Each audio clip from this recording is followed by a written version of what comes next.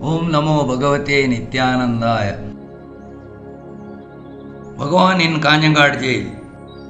Many patients went to Bhagwan Nityananda in Kanhangad and were miraculously cured when they ate the leaves given by him. Seeing the rise in the fame of Bhagwan and the fall in the number of patients visiting them, many doctors grew jealous of him. Dr. Alva took the signature of all other doctors and submitted a petition to the government against Nityananda Bhagavan. The senior most officer of Kanhangad police station was a Muslim. He refused to arrest Nityananda Bhagavan after realizing his power. Other inspectors and higher officers, ignorant of the true form of Nityananda, put him into Kanhangad jail. Enraged by the incident, devotees protested against the state police. When the crowd could not be controlled, the magistrate arrived. Bhagwan said, "I am the guest of George V." Magistrate expressed his respect towards Bhagwan by giving a new kaupina lion cloth and relieved him with honor. Punishment to Dr.Alva. Father of Dr. Alva understood that Nityananda is a divine incarnation and asked his son to beg Bhagwan for apology. Dr. Alva retorted back, calling his father insane. From the same day, Dr. Alva's wife went mad. She roamed on the streets of Kanhangad, screaming insanely, Nemiraj, go to Bhagwan Nityananda." She never returned to normalcy. After a few days, Dr. Alva was dismissed from the job as he was found guilty of accepting bribe. The inspector who arrested Bhagwan Nityananda met a terrible death. Mr. Gowne in Kanhangad ashram. Nityananda Swamyji is constructing a fort in government land without any official consent. He is distributing money to the entire town. What is the source of this money? Accused some of the officials and the opponents of Bhagwan Nityananda, a petition was submitted. To scrutinize the accusation, Collector Bhagwan, a British officer, went to Kanhangad. Knowing this, Bhagwan Nityananda put up a board that read, "Welcome, Mr. Gowne." When the investigation team was near the fort, Bhagwan Nityananda crawled into a cave. Bhagwan and the police searched for Nityananda Bhagavan in the caves.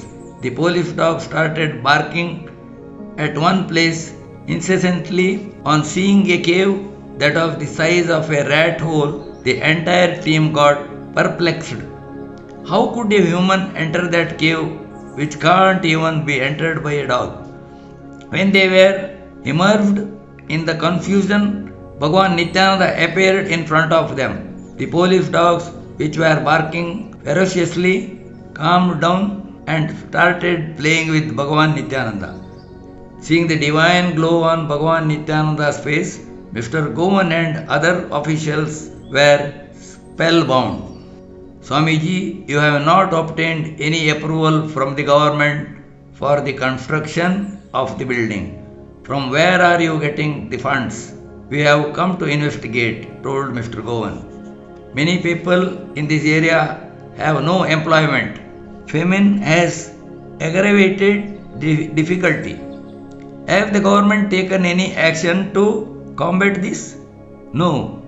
Therefore, I have employed the poor and am giving them their wages. If I were to wait for the government's approval, people will die of starvation," replied Bhagavan Nityananda. "What is the source of funds for the payment made by you?" inquired Mr. Gowne. "From the currency notes press," Bhagavan Nityananda replied with a teasing smile. "Currency note press? Where is your currency notes press?" questioned Mr. Gowne, growing more curious. "In the entire world," said Bhagavan. "Oh, is that so?" Mr. Gowne questioned, pointing at a lake nearby. "Then it must be there too. Am I right?" Just as Hiranyakashipu questioned Bhakta Prahalada. Yes, answering with a firm brevity, Bhagavan Nityananda took a plunge in the lake inhabited by dangerous reptiles like snakes and crocodiles. Govan got confused.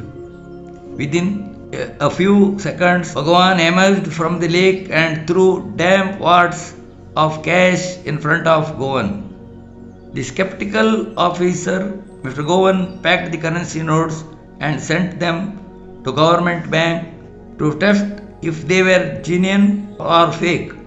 It was proved that the currency notes were indeed genuine and were printed by the government authorized press. This experience made Mr. Gowne an ardent devotee of Bhagavan Nityananda. He built a road from the city center till Nityananda ashram and named it Govan Road.